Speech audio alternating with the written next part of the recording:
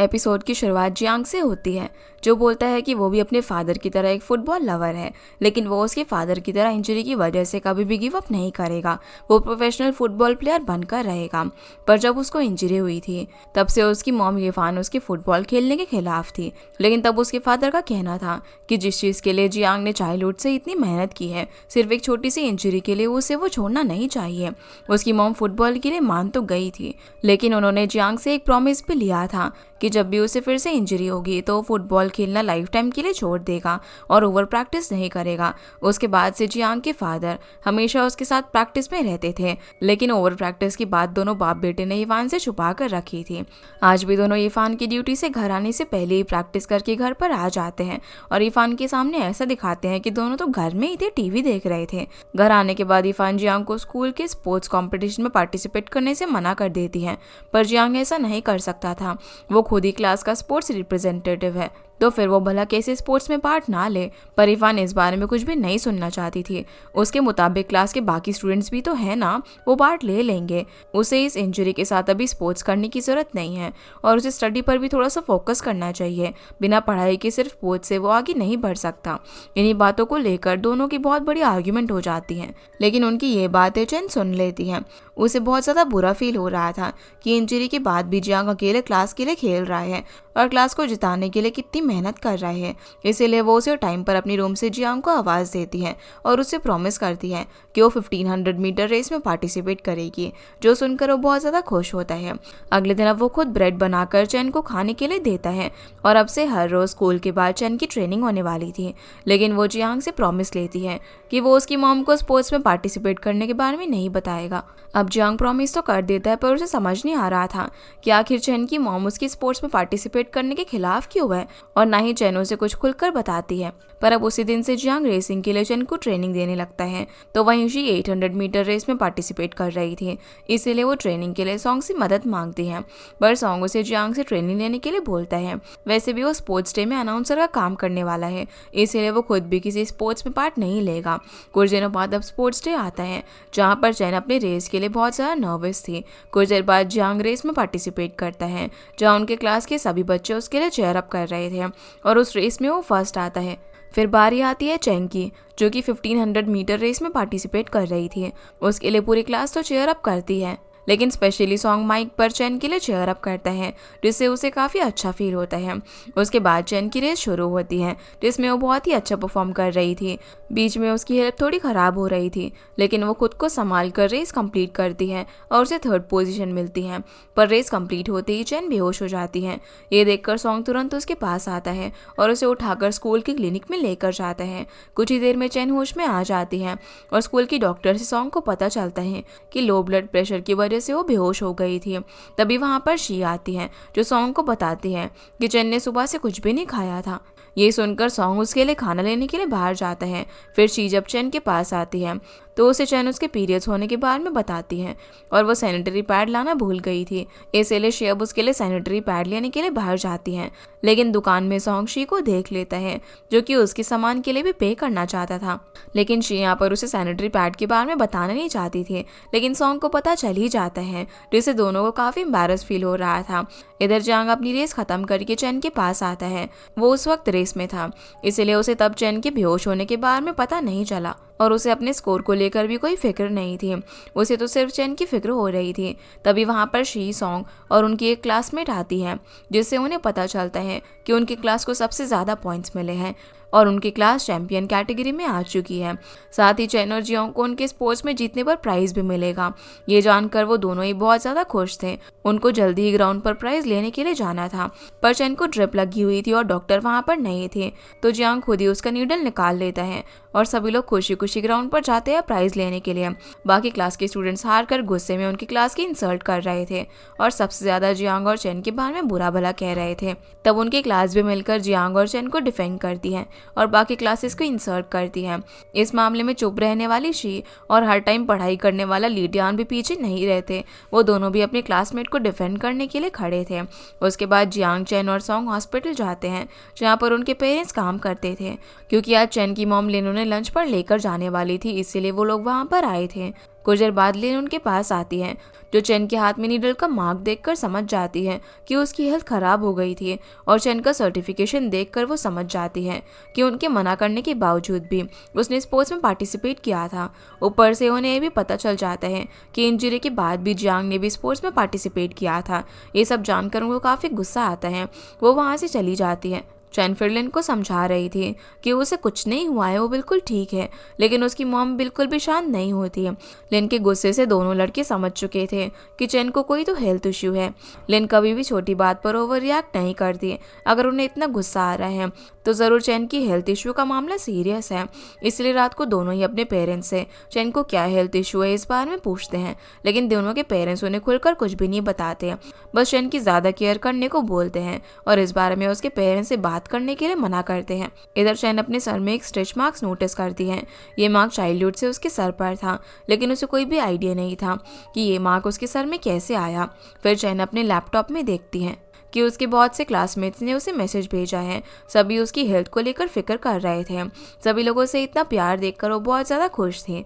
उसी time Jiang भी अपनी रूम से उसे आवाज़ लगाकर जल्दी रेस्ट करने के लिए बोलता है, क्योंकि उसे उसकी फिक्र हो रही थी।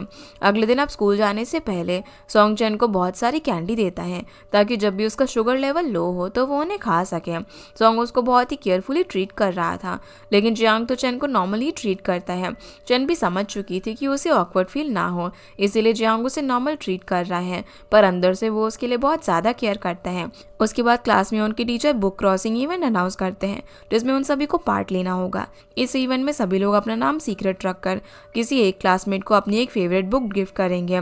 फिर वो लोग उस बुक को पढ़कर उससे रिलेटेड 800 वर्ड्स में एक मैसेज बुक देने वाले के लिए लिखेंगे।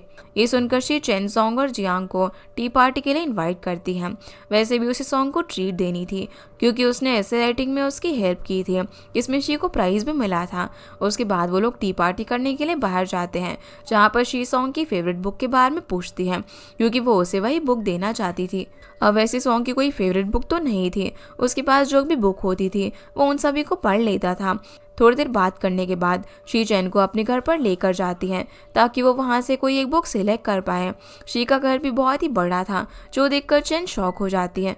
यहाँ तक कि शी के पास एक बड़ा सा पियानो भी था, लेकिन शी के मुताबिक उसे पियानो पसंद नहीं है। उसकी मॉम को पसंद है, इसीलिए उसे पियानो सीखना पड़ रहा है। उसे दूसरा इंस्ट्रूमेंट पसंद है जिसका नाम यूकुलेले है, और वो गिटार की तरह ही दिखता है, लेकिन उसकी मॉम के हिसाब से वो रिच लोगों के स्टैंडर्ड से मैच नहीं होता। पियानो रिच लोगों में फिट होता है, इसीलिए मजबूरी में उसे ही सीखना पड़ रहा है। पर एक दिन वो उस इंस्ट्रूमेंट को प्ले करता हुआ दुनिया घूमना चाहती है। तभी वहाँ पर शी की हाउसमेट दोनों के लिए फ्रूट्स लेकर आती है, जिसे चैन गलती से शी की मॉम समझ लेती है। तब शी उसे बताती है कि उसकी मॉम इतना अच्छा बिहेव नहीं करेगी, उनसे मिलकर तो उसे अच्छा भी नहीं लगेगा। उसके बाद शी चैन को अपनी बुक कलेक्शन दिखाती है। उसके पास बहुत सारी बुक्स थी, जिसमें से वो चैन को अपने लिए कोई बुक सिलेक्ट करने के लिए बोलती है। साथ ही वो चैन से सॉन्ग की फेवरेट बुक के बारे में पूछती है। चैन को तो इस बारे में कोई भी आइडिया नहीं था, लेकिन वो उसे प्रॉमिस करती है कि वो सॉन्ग की फेवरेट बुक के बारे में पता लगाएगी। वहीं इतनी सारी बुक देखकर चैन कंफ्यूज हो रही थी। उसे तो समझ ही नहीं आ रहा था कि वो किस दोस्त को कौन सी बुक गिफ्ट करे।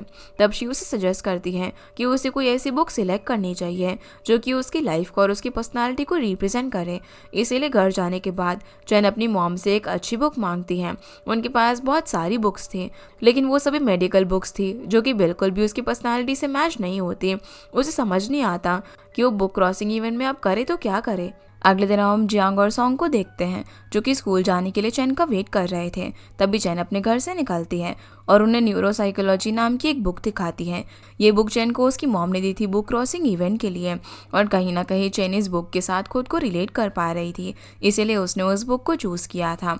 ये बुक ह्यूमन माइंड के ऊपर लिखी गई थी, ये बताने के लिए कि कौन सा पर्सन फ्यूचर में कैसी पर्सनालिटी डेवलप करेगा। चैन और सॉन्ग को तो इस बुक का कॉन्सेप्ट समझ में आ गया था, लेकिन जियांग इस बुक को लेकर पूरा कंफ्यूज था। जिसके बाद वो लोग स्कूल आते हैं। वहीं स्कूल में कुछ स्टूडेंट्स अपने अपने क्रश को अपनी फेवरेट बुक गिफ्ट कर रहे थे। सभी स्टूडेंट बहुत ज़्यादा खुश थे, बस लीटियान को छोड़कर। उसे तो ये सब फजूल की चीज़ें लग रही थी। दूसरी तरफ क्लास में लड़कियाँ तो अपनी अपनी बुक में परफ्यूम स्प्रे कर रही थी, ताकि जिसको भी उनकी बुक मिले वो ओनर की स्मेल को पहचान जाए। उनकी ये हरकत देखकर शी भी अपनी बुक में परफ्यूम स्प्रे करती है और सॉन्ग को छोड़कर जियांग, चेन और शी कलर पेपर से अपनी अपनी बुक को डेकोरेट करते हैं। फिर सब लोग लाइब्रेरी में अपनी बुक रखने के लिए जाते हैं जहाँ पर जियांग शी को पसंद करता था, इसीलिए वो उसकी बुक उठा लेता है। और क्लास मॉनिटर सिंजी जियांग को लाइक करती थी, इसीलिए वो जियांग की बुक उठा लेती है। वहीं शी सॉन्ग को पसंद करती थी, इसीलिए वो सॉन्ग की बुक को ढूंढ रही थी। उसे चैन से पता चल चुका था कि सॉन्ग ने द कैचर इन द रे वाली बुक वहाँ पर रखी है, पर उसे वो बुक वहाँ पर नहीं मिलती। वहीं चैन जल्दी जल्दी में ऐसी एक बुक को उठा लेती है, लेकिन क्लासरूम में जाने के बाद उसे पता चलता है कि वो तो एंट्रेंस एग्जाम की बुक है। उसे बहुत ज़्यादा गुस्सा आता है कि सबकी बुक में से उसे ही क्यों सबसे बोरिंग बुक मिली है। फिर भी वो उस बुक के ओनर के लिए एक मैसेज लिखने का सोचती है। यहाँ पर लिटियन तो उसे ताना मार रहा था ये कहकर कि वो स्टडी में कमज़ोर है, इसलिए उसे तो परफेक्ट बुक मिली है। उसी टाइम शी नोटिस कर लेती है कि सिंजी को सॉन्ग वाली बुक मिली है और उस बुक को पढ़कर वो बहुत ज़्यादा स्माइल कर रही थी। ये देखकर शी को बहुत ज़्यादा गुस्सा आता है। उसे ऐसा फील हो रहा था जैसे कि उसकी कोई फेवरेट ड्रेस शॉप में हो, लेकिन उसके खरीदने से पहले किसी और ने उसे खरीद लिया हो। वैसे तो सिंजी जियांग को पसंद करती थी, क्लास में उसी को छुप छुप कर देखा करती थी, लेकिन शी को लग रहा था कि वो सॉन्ग को पसंद करती है। अब सॉन्ग की book the catcher in the रे जियांग ने लाइब्रेरी में क्यों रखा था ये तो हमें आगे ही पता चलेगा। वहीं शी तो सॉन्ग को हर टाइम देखा करती थी, उसे पसंद करती थी और जियांग को लगता था कि शी उसे ही छुप छुप कर देख रही है, क्योंकि जियांग सॉन्ग के साथ ही हर टाइम भी रहता था। अब 3 दिनों तक वो लोग जो भी बुक्स लेकर आए थे उन्हें पढ़ना था और ओनर के लिए मैसेज लिखकर बुक वापस लाइब्रेरी में छोड़कर आनी थी। लेकिन यहाँ पर जियांग को शी की बुक डिक्शनरी के साथ भी समझ नहीं आ रही थी। वहीं सॉन्ग ने तो किसी की भी बुक नहीं ली थी, वो तो अपनी ही बुक पढ़ रहा था। इसलिए जियांग उसे ही शी की बुक पर एक मैसेज लिखकर लाइब्रेरी में छोड़कर आने के लिए कहता है। अगले दिन ओनर को लाइब्रेरी से अपनी अपनी बुक वापस लेनी थी, पर यहाँ पर चैन को उसकी बुक न्यूरोसाइकोलॉजी कहीं पर भी नहीं मिली और शी को जब सॉन्ग की बुक दिखी उसमें सिंजी का मैसेज देखकर उसे बहुत ही गुस्सा आया। उसे ऐसा लग रहा था कि सिंजी सॉन्ग को उसे छीन रही है। उसी टाइम चेन शी से उसकी बुक लेती है और वहाँ पर लिखा हुआ मैसेज पढ़ती है। अब बुक तो जियांग ले गया था और मैसेज क्या लिखा है वो भी जियांग ने सॉन्ग को बताया था, लेकिन लिखा था उसको सॉन्ग ने। सॉन्ग की हैंडराइटिंग चेन पहचान लेती है, इसीलिए शी को लगा कि उसकी बुक सॉन्ग ले गया था और मैसेज भी उसके लिए लिखा है, जिससे उसे काफ़ी अच्छा लगता है। यहाँ तक कि वो चैन को बोलती है कि उसका ट्यूशन टीचर उसे अच्छा नहीं पढ़ाता, इसलिए उसी सॉन्ग के घर फिर से ट्यूशन पर जाना है। चैन भी इस बात से बहुत ज़्यादा खुश थी, लेकिन शी की स्माइल देखकर चैन भी थोड़ा थोड़ा समझ चुकी थी कि वो सॉन्ग को पसंद करती है। उसी टाइम जियांग चुप चुप कर शी को देख रहा था और उसे लगा कि शी उसका मैसेज पढ़कर स्माइल कर रही है। ओवरऑल सभी दोस्त एक दूसरे की फीलिंग को लेकर टोटली कंफ्यूज थे। अब स्कूल की बात सॉन्ग के घर ट्यूशन में जियांग शी की वही द फाउंटेन हेड बुक अपने लिए खरीद लाया था, क्योंकि वो उस बुक को इतने कम टाइम में पूरा नहीं पढ़ पाया था और उसे शी की फेवरेट बुक पूरी पढ़नी थी। लेकिन जियांग उसमें से किसी को भी उस बुक के बारे में नहीं बताता। साथ ही वो शी के लिए चिकन विंग्स भी लेकर आया था, लेकिन वो चैन खा जाती है। उसी टाइम जियांग को उनसे पता चलता है कि एग्जाम के रिजल्ट को लेकर कल उनके पेरेंट्स को स्कूल में बुलाया गया है। अब इन सब में जियांग बुरी तरीके से फंसने वाला था, क्योंकि वो पूरी क्लास में लास्ट आया था। इस बार तो चैन और शी के भी काफ़ी अच्छे मार्क्स आए थे। अगले दिन स्कूल में जियांग अपनी मॉम इफान से छुपकर भाग रहा था। इफान तो उसके नंबर को देखकर काफ़ी एम्बैरेस फील कर रही थी और सबसे ज़्यादा लिटियान की मॉम मिस लू प्राउड फील कर रही थी, क्योंकि वो सेकंड पोजीशन में आया था। यहाँ पर जियांग के लास्ट होने की वजह से टीचर इफान को क्वेश्चन कर रहे थे। उनके मुताबिक घर में बच्चे ठीक से पढ़ाई करें, इसकी जिम्मेदारी पेरेंट्स की होती है। जब इफान इस बारे में कोई भी जवाब नहीं दे पाती, तब लू अपने बेटे लिटियान की पढ़ाई को लेकर स्पीच देने लग जाती है, जिससे टीचर का ध्यान जियांग के टॉपिक से हट जाता है। इस बात को लेकर इफान लू को थैंक यू बोलती है, क्योंकि उसे जियांग के रिजल्ट को लेकर काफ़ी एम्बैरेस्ड फील हो रहा था। अगर लू बीच में नहीं बोलती तो इफान वहाँ पर कुछ भी नहीं कह पाती, पर यहाँ पर तो वो लिटियन के रिजल्ट से खुश नहीं थी, क्योंकि वो सेकंड आया था और सॉन्ग को फर्स्ट पोजीशन मिली थी। उसे तो हर टाइम लिटियन से फर्स्ट पोजीशन की उम्मीद रहती है। उसे इस बात की टेंशन है कि कहीं लिटियन किसी डिस्ट्रैक्शन में तो नहीं फंस गया। वहीं हम देखते हैं कि एंट्रेंस टेस्ट वाली बुक असल में लिटियन की है और उसमें लिखा चैन का मैसेज पढ़कर वो बहुत ज़्यादा खुश हो रहा था। तो कहीं चैन उसके डिस्ट्रैक्शन का कारण तो नहीं है, कहीं वो चैन को पसंद तो नहीं कर रहा, ये तो हमें आगे ही पता चलेगा। दूसरी तरफ जियांग चैन को ज़बरदस्ती अपने घर पर लेकर जाता है ताकि उसकी मॉम रिजल्ट को लेकर उसके सामने उसे डांट ना पाए, और जियांग का प्लान काम भी कर जाता है। फिर वो चैन से ट्यूशन लेने का बहाना करके उसे अपने रूम में लेकर जाता है। वहीं पर चैन को जियांग की एग्ज़ाम कॉपी मिलती है और उसे जियांग से पता चलता है कि उसमें बहुत से आंसर्स जानबूझकर गलत लिखे थे। ताकि शी को उससे ज़्यादा मार्क्स मिले और उसकी पोजीशन उससे आगे हो। इन सब से चेन को थोड़ा शक हो गया था कि जियांग शी को पसंद करता है, पर वो इस बारे में ज़्यादा नहीं सोचती। अगले दिन चेन फिर से लाइब्रेरी में अपनी ही बुक ढूंढ रही थी, पर उसे वो आज भी नहीं मिलती। तभी वो सिंसी के हाथ में द कैचर इन द रे बुक नोटिस करती है। सिंसी ने भी सेम बुक वहाँ पर रखी थी। उसे तो जियांग की बुक लेनी थी, इसीलिए सेम बुक होने के बाद भी उसने जियांग की बुक उठाई। इधर जियांग शी की फेवरेट बुक समझने की पूरी कोशिश कर रहा था, लेकिन उसे बुक की कोई भी बात समझ में नहीं आ रही थी। फिर कुछ देर बाद चैन उसके घर पर आती है। उसे जियांग से पता चलता है कि जियांग ने बुक क्रॉस इवेंट में खुद की कोई भी बुक ऑफर नहीं की थी। वो तो सॉन्ग की the catcher in the I book उसके कहने पर लाइब्रेरी में रखने के लिए गया था, और यहाँ सिंसी बेचारी गलत फहमी में थी कि वो बुक जियांग की है। तो वहीं चेन जियांग के घर पर शी की favourite book the fountain head को नोटिस करती है। इस बात से चेन बहुत ज़्यादा कंफ्यूज थी कि आखिर जियांग ने वो बुक क्यों खरीदी, जबकि उसे नॉवल पढ़ना पसंद ही नहीं है। अगले दिन स्कूल में टीचर उन्हें एप्लीकेशन फॉर्म देते हैं और उनके पेरेंट्स के साइन के साथ अगले साल वो लोग आर्ट्स लेंगे या फिर साइंस ही डिसाइड करने को बोलते हैं। यहाँ पर जियांग, चेन और सॉन्ग साइंस लेने वाले थे, इसलिए शी भी साइंस लेने का डिसाइड करती है ताकि वो फ्यूचर में उनके साथ ही सेम क्लास में रह सके। लेकिन घर आने के बाद उसकी मॉम उसे आर्ट्स लेने के लिए फोर्स करती है। वो चाहती थी कि वो फ्यूचर में उनकी तरह एक सक्सेसफुल लॉयर बने, और वो शी को अपने दोस्तों को देखकर अपनी लाइफ की डिसीजन लेने से मना करती है। बाद में अगर साइंस लेने के बाद वो फेल हो गई तो वैसे भी उनसे अलग ही हो जाएगी। यहाँ पर शी को मन तो नहीं था अपने दोस्तों से अलग होने का, लेकिन उसकी मॉम उसकी कोई भी बात नहीं सुनने वाली थी, इसलिए मजबूरी में उसे आर्ट्स लेनी पड़ती है। यहाँ तक कि उसकी मॉम उसके बर्थडे के दिन उसके फ्रेंड को घर में पार्टी के लिए भी नहीं बुलाने देती, क्योंकि उस दिन उसका ट्यूशन था, जिस बात से शी को काफ़ी बुरा लगता है।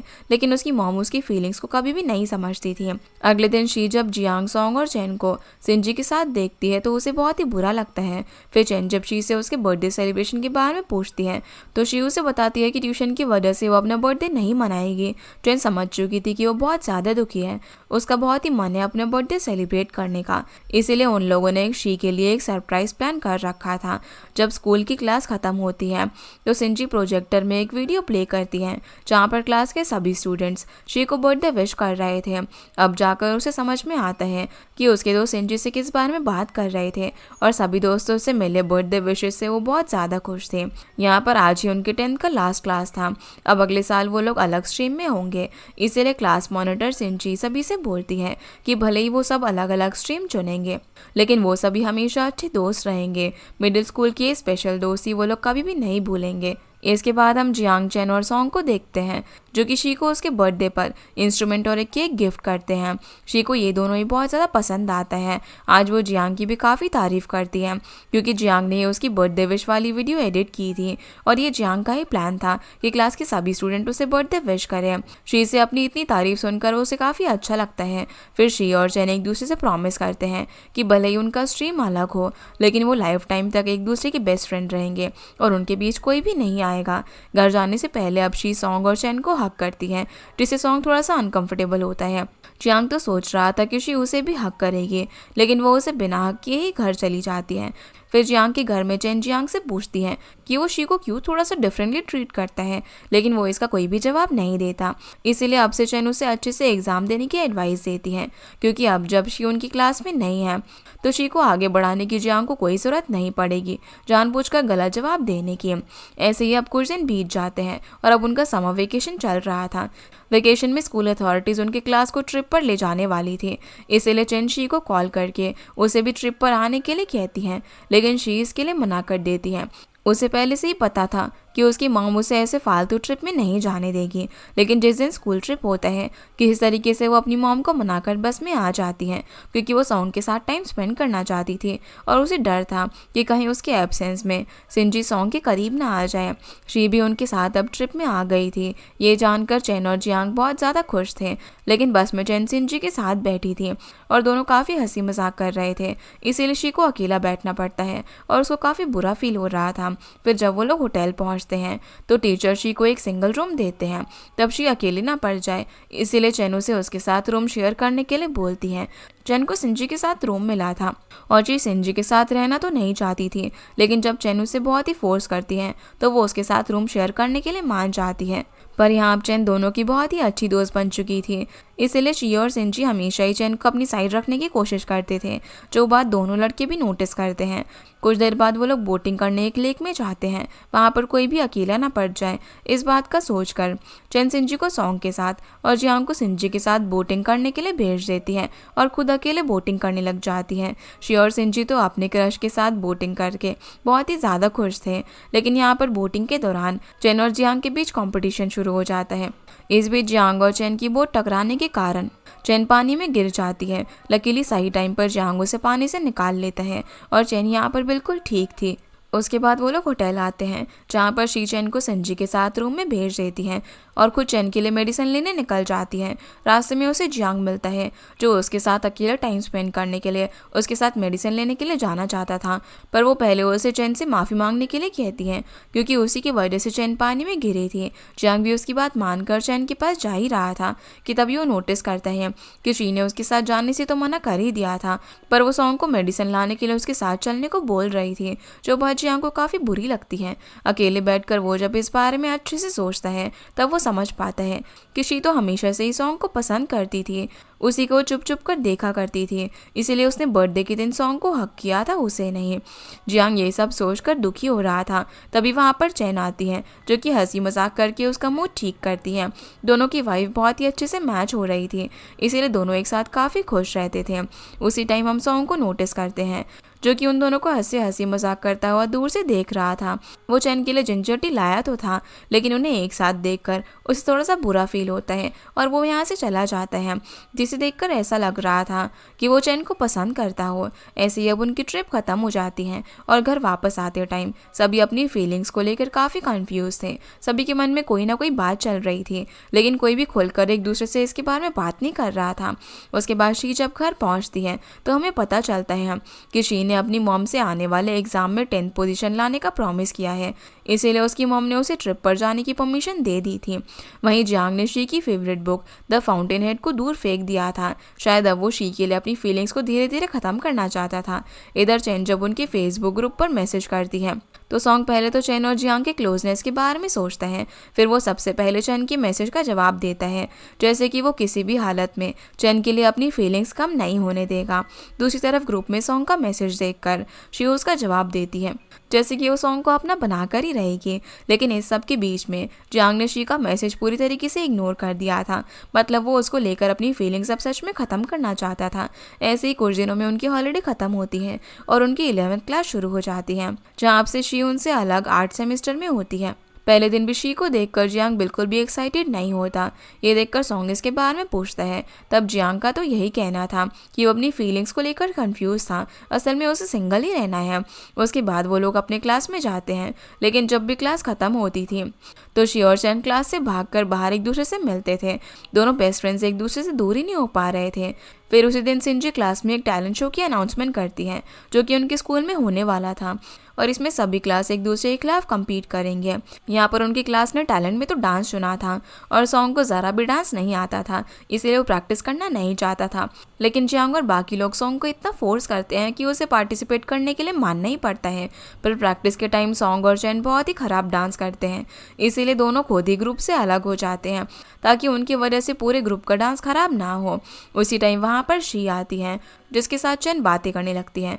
तभी सिंजी चैन से इंग्लिश के क्विज पेपर उसके डेस्क से टीचर को दे आने के लिए बोलती है। ये देखकर शी को बहुत ज़्यादा गुस्सा आता है। उसे लग रहा था कि सिंजी चैन के साथ सर्वेंट जैसा बिहेव कर रही है। वो चैन को उसकी बात मानने से मना करती है, पर यहाँ पर चैन का कहना था कि सिंजी भी उसकी काफ़ी हेल्प करती है, इसीलिए वो भी उसके काम में हेल्प कर देती है। ये सुनकर शी उससे अपने साथ खाना खाने चलने को कहती है। चैन उसके साथ जाना तो चाहती थी, पर पहले सिंजी का काम उसे पूरा करना था। इस बात से शी उस पर नाराज़ होकर चली जाती है, क्योंकि चैन ने उसके ऊपर सिंजी को चूज़ किया था। उसके बाद उनके क्लास की एक लड़की आर्ट स्ट्रीम में ट्रांसफ़र ले लेती है और आर्ट स्ट्रीम की एक लड़की उनकी स्ट्रीम में ट्रांसफ़र हो जाती है। कुछ दिनों तक क्लास करने के बाद अब जाकर उन्हें रियलाइज़ हुआ था कि वो दोनों उस स्ट्रीम के लिए बने ही नहीं हैं। पर यहाँ पर उनके क्लास में जो न्यू लड़की आती है उसे चैन पहले से जानती थी। वो जिस स्टोर से चीज़ें खरीदती हैं उसी स्टोर में वो लड़की काम करती थी। चैन तो उस लड़की के साथ बात करने की और उसे दोस्ती करने की कोशिश करती है, लेकिन वो लड़की चैन को पूरा इग्नोर कर देती है और वो उसे पहचानने से भी मना कर देती है। उसी टाइम चैन नोटिस करती है कि सिंजी उसी क्वेश्चन को सॉन्ग से सॉल्व करवा रही थी, जो कि उसने कल उसे समझाया था। था, जैसे कि सिंजी ने उसे गलत सिखाया हो और खुद सही कॉन्सेप्ट सॉन्ग से सीख रही हो। धीरे धीरे उनके बीच अब स्टडी के लिए कंपटीशन बढ़ चुका था, इसीलिए सभी लोग एक दूसरे से झूठ भी बोल रहे थे। इस पॉइंट पर चैन को शी की बहुत ज़्यादा याद आती है, इसीलिए वो शी को स्कूल के बाद उसके साथ स्ट्रीट फूड खाने चलने के लिए इन्वाइट करती है। शी इस बात के लिए मान तो जाती है, पर वो उस लोकेशन में पहुंचती ही नहीं। चैन अब वहाँ बहुत देर तक वेट करती है, उसकी फ़ोन की बैटरी भी ख़त्म हो चुकी थी, इसीलिए वो शी को कॉल भी नहीं कर पा रही थी। दूसरी तरफ जियांग और सॉन्ग चैन के लिए काफ़ी परेशान हो रहे थे, क्योंकि वो अब तक घर पर नहीं आई थी। ऊपर से उसकी फ़ोन की बैटरी भी डेड थी, इसीलिए उनके पेरेंट्स को पता लगने से पहले ही दोनों चैन को ढूंढने के लिए निकल जाते हैं। कुछ ही देर में उन्हें वो मिल जाती है, जिससे उनको पता चलता है कि शी उससे मिलने तक नहीं आई, वो अकेले इतनी देर से उसका वेट कर रही है। ये सब बातें करके तीनों अब घर पर वापस आ रहे थे कि तभी एक गली में कुछ गुंडे उन्हें रोककर उनसे पैसे मांगने लग जाते हैं। उनके पास नाइफ भी था, इसीलिए वो लोग बहुत डर चुके थे। ऊपर से उनके पास इतने पैसे भी नहीं थे जो कि वो उन गुंडों को दे पाए, इसीलिए मौका देखकर चैन एक गुंडे को लात मारती है और जियांग का हाथ पकड़कर वहाँ से भागती है। सॉन्ग भी उनके पीछे पीछे गुंडों से बचकर भागने लग जाता है। कुछ ही देर में वो लोग एक सेफ जगह पर पहुंच जाते हैं। इस दौरान चैंग के पैर में मोच आ गई थी, इसीलिए सॉन्ग उसके लिए मेडिसिन लेने के लिए चला जाता है। यहाँ पर सॉन्ग के जाते ही जियांग चैन पर गुस्सा करने लगता है, क्योंकि भागने के दौरान चैन ने इतना जोर से उसका हाथ पकड़ा था कि उसके नाखूनों से उसे खरोच लग गई थी। तब अचानक से चैन बोलती है कि वो उसे खोना नहीं चाहती, इस वजह से उसने उसका हाथ पकड़ लिया था। लेकिन इस बात से जियांग को अजीब ना लगे, इसीलिए वो टॉपिक चेंज करते हुए उसे बोलती है कि उसे डर था कि कहीं जियांग गुंडों से लड़ने ना चले जाए, इसीलिए वो उसका हाथ पकड़कर भाग रही थी। पर घर आने के बाद चैन भी कंफ्यूज थी कि आखिर उसने सॉन्ग और जियांग में सिर्फ जियांग का ही हाथ क्यों पकड़ा। क्या इसीलिए क्या वो उसे प्यार करने लगी है? बस चैन की इन्हीं फीलिंग्स के साथ ये एपिसोड यहीं पर ख़त्म हो जाता है। तो गाइस, ये थी आज के वीडियो एंड होप आप लोग को ये वीडियो पसंद आई होगी, तो इस वीडियो को लाइक कर चैनल को सब्सक्राइब जरूर कीजिएगा। आपसे फिर मिलते हैं इस ड्रामा के अगले एपिसोड में, तब तक के लिए गुड बाय।